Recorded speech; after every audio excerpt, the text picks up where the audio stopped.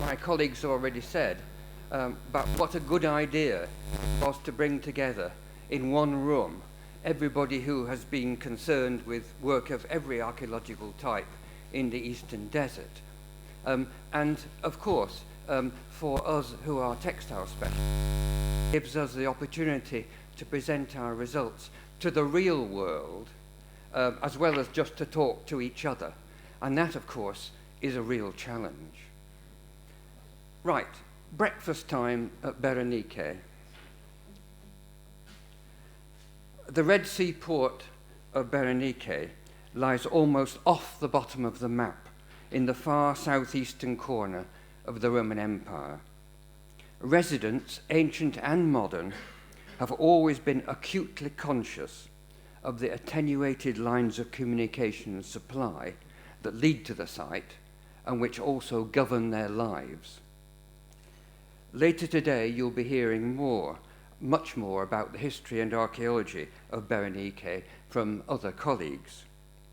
It was a vibrant, cosmopolitan port, full of contrasts in every aspect of its daily life.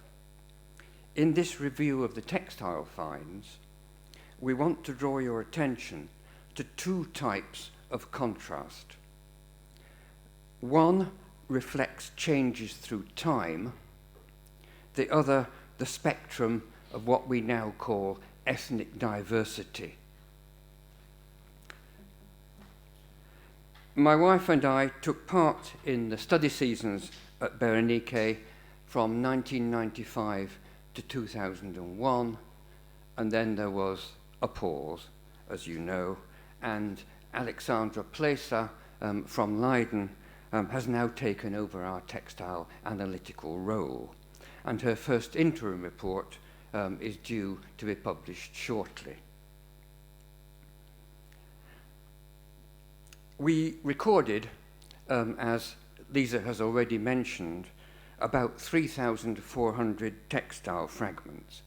I would say only 3,400 because there were no more. Most of them were very small. They were retrieved from rubbish deposits like the top and across there on the right, and some of those rubbish deposits, especially at the surface, were heavily eroded, not helped by the fact that before we dug, people with bulldozers flattened our main deposits of the early period. The textiles were impregnated and degraded by salt rising from the water table. Many of them were stiff, like cardboard, and if you tried to wash them, they became even stiffer. You needed a lot of water to wash them and wash them and wash them. But in those days at Bérénice, there was no water in that kind of quantity. So we simply had to work and record with what we could see. There are two principal rubbish deposits at Bérénice, and there is horizontal stratigraphy. The first deposit, the earlier one, which is ringed in yellow on this plan, these were interleaved middens of broadly Julio-Claudian date. The closing date of the last papyrus is about AD 72, I think, but the pottery and everything else suggests that the build-up was pre-Flavian. The later deposits, however, were occupation layers in and between buildings on the later town site on the right-hand side. It's a scatter over here, as you can see, but produces a fairly uniform pattern. But that is late 4th and 5th century. We can start with the early group. The pre-Flavian wool fabrics were of excellent quality. Presumably that reflected the military element in the contemporary population. The army are known from papyri to be particularly demanding customers for Upper-Egyptian weavers. In fact, there's a papyrus which many of you probably know, BGU 71564, which has minute instructions about what a hospital blanket should be like and how it should be woven. A lot of it's simple, weight of wool and so on. Many of the terms are untranslatable. But the joke is that the weavers of Philadelphia then complained a year or two later that they couldn't fulfill the order. They had too much business. And so it's an Egyptian situation. And soldiers, I think, were always very cynical about whether the military could deliver what was promised. And that is why they bought so many clothes themselves or persuaded their relatives to give them clothing. But the standard probably is more or less the same. Clothing dyed in reds and blues was the norm. And often you get narrow tapestry woven bands, clavi, like this one down here. But also we get checks like that simple one up there, or variegated stripes here. But I think that may be a cloak, but that I'm fairly sure it is some sort of household furnishing. This is our largest find, really very big, bigger than the paper I could bring with me to record it on. That is one side, and then there at the bottom. It probably comes originally from a tunic with clavi, and it seems to have had a slightly dark wool lining, but that was probably in its secondary use. Linen, at the top and on the right-hand side, this here, where are we? There. That was probably a minority fibre, as Lisa has already explained. I think it's a phenomenon not just of the Eastern Desert, but I think it's a phenomenon of the whole of the Roman Empire. Wool is the number one fibre for the military. The upper fragment, just once upon a time, contained wool, red. You can see there a little bit left and a tassel there, which suggests it's a soft furnishing. At the bottom, goat hair in natural undyed colours. There are plenty of goats wandering around Bérénice today, so making these locally was quite easy. Many of the wool textiles ended up their useful lives in kentrones, the amalgams of rags sewn together into thick pads. I think they served a purpose connected with pack animals. For example, the wooden saddles that camels are using today in the Ababda territory. Underneath the feet of the wooden saddle that sits on its back, there were pads, and this would serve that purpose very well. And they're there from the early through to the late Roman period.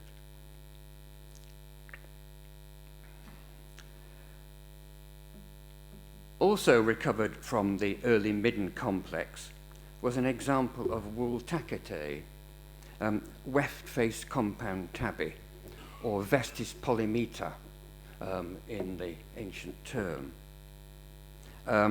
It's a complex weave. It's been mentioned already. And here is what it looks like in reality. There's its structure. It's got a front and a back, and they can reverse. And the technique still exists today in, well, I hope it does, in Iran. There's a drawing, and there it is in actual practice. It's a very large vertical loom, and the most important thing is the weaver can remember the details of the pattern phenomenally. The memories are absolutely incredible. And this is a simple pattern by comparison with some. The technique of tackete is probably invented in Alexandria in the sort of intelligentsia circle, but probably by a computer whiz kid, somebody who will be a computer programmer today, because it's that difficult. The Bérénice example is, I think, the earliest dated example yet found, but only by about 20 or 30 years. We were surprised at first by the sheer quantity of cotton which we identified at Bérénice. It's normally regarded as an exotic fibre. Most of it was plain, as you see in the background, but some of it was also very fine, and some of it was woven as blue checks. Some of it actually looked like paper. It was so fine. There's a technical detail which I've got to explain now, although my colleagues have mentioned it already, the difference between Z and S spin. A spinner can spin yarn on a hand spindle either in the clockwise or the anti-clockwise direction. To avoid confusion, the clockwise direction is referred to as Z spin on the left here, anti-clockwise as S spin. And the central stroke of that letter corresponds to the lie of the fibre, as you can see there, in the yarn.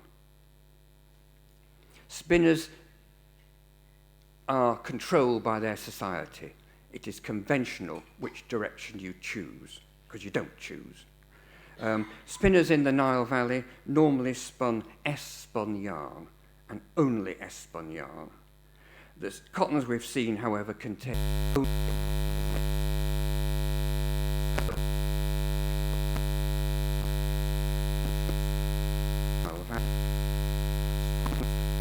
evidence.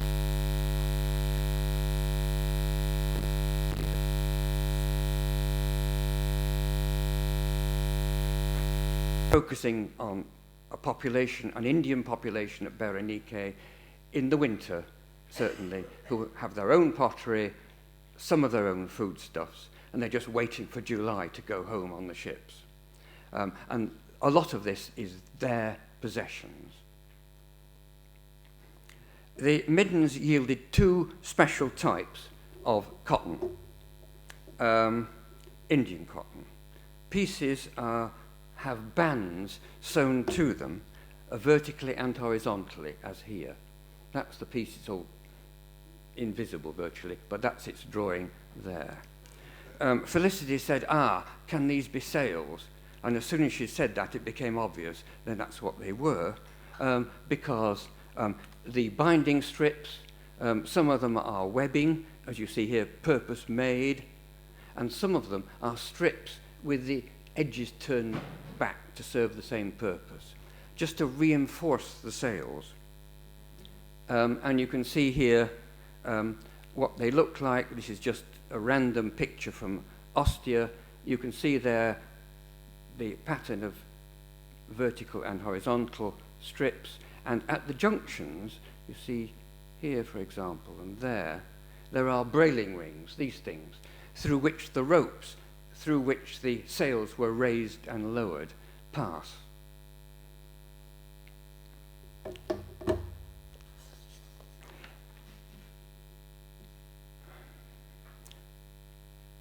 There is, however, a problem, which I can't go into now, but it's a fascinating one.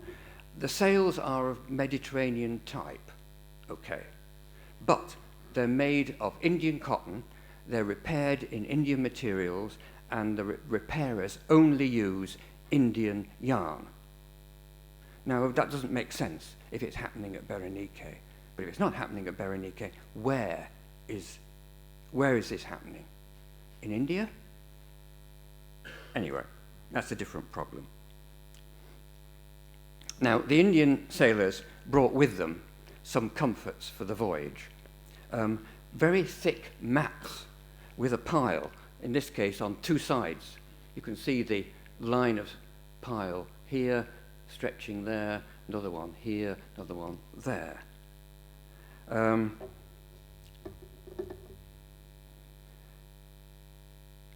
here's one of Lena Hammerland's reconstructions, much more comfortable. They brought them with them. We've got 5 or 6 examples from the early Midden. And of course they would use them at Bérénice, but they didn't bring them necessarily for that purpose.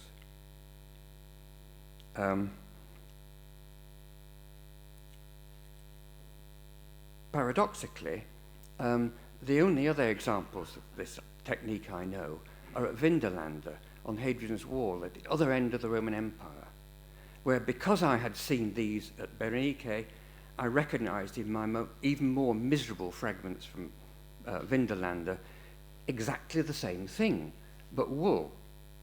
But in between, for the rest of the Roman Empire, we have no examples that we have yet recognized. But in both cases, it's a very uncomfortable context. Vindolanda is no more comfortable than Bérénice.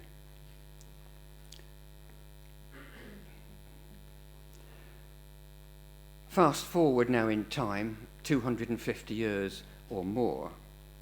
Comparatively little was happening at Bérénice in that time, but the period saw a slow revolution in Roman costume under the influence of fashions from the periphery of the empire, which we visited at Palmyra already. Compare this figure, Graham Sumner's reconstruction of a Mons Claudiana soldier, and look at the narrow clavi on his cape and also on his tunic. And compare that with the Luxor soldier from the Luxor paintings and the riot of decoration on his clothing.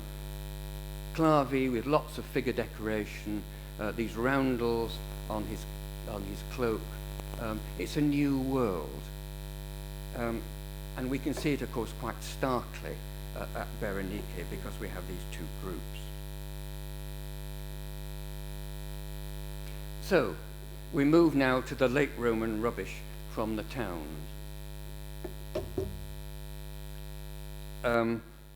Some pieces belong to furnishing fabrics, curtains, as you see it,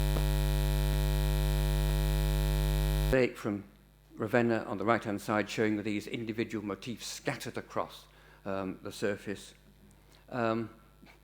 Just occasionally we find things, garments belonging to people. There's the corner there, recognizable, of a cloak, reconstructible like that, with the H-shaped motifs at each of the 4 corners. The other distinguishing factor of the late group is that the quality has dropped. More decoration, but lower quality product.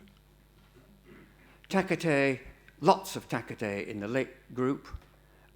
They are pretty certainly coverings for bolsters, beds, and mattresses, because they are worn on one side, but unworn on the other.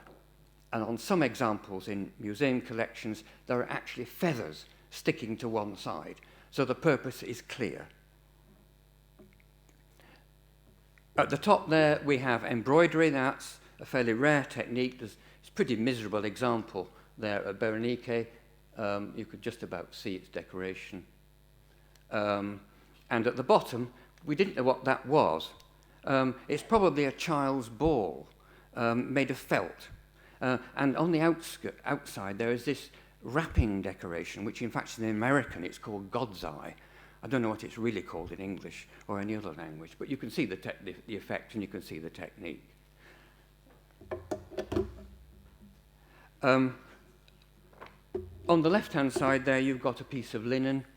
Doesn't tell you very much, but you can see here there were rows of little woolen loops in colours. And you've got to look at a much better example in the Abegstiftung to see what that represented, a kind of tongue. And there it is again. And this snippet comes from the Elijah hanging in the Abegstiftung, a piece which is about 3 meters in each direction, showing Old Testament scenes. And one does actually wonder whether they were all like that and whether this points to a church in Bérénice. but can you hang that on one tiny fragment? Possibly. Checks and cottons were, again, very common, something like 25% of the textile assemblage in the late period. So my wife went off and I to Kasserine, well, not to Kasserine, to Aswan, to look at the material from Nubia to see if we could find parallels. This is woven from S-spun yarn, so it's not Indian, it's from the Nile Valley. There are, however, Indian materials too. Resist-dyed fragments in blue, more of them, all very tiny.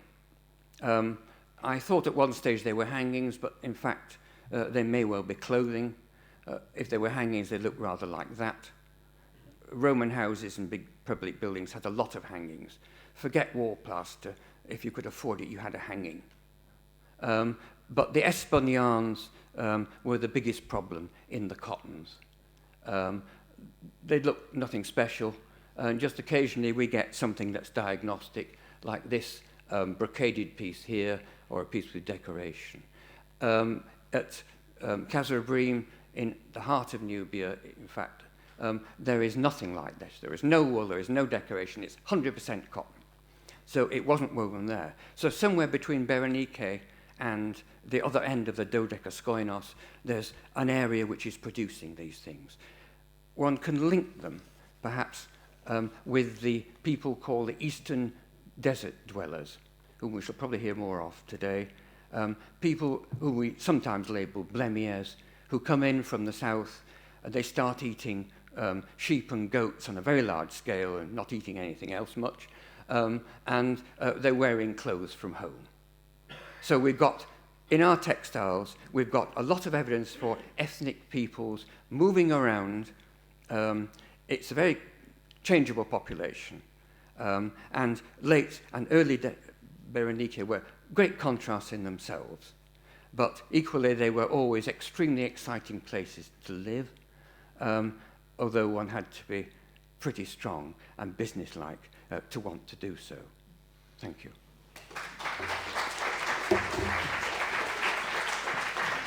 Thank you.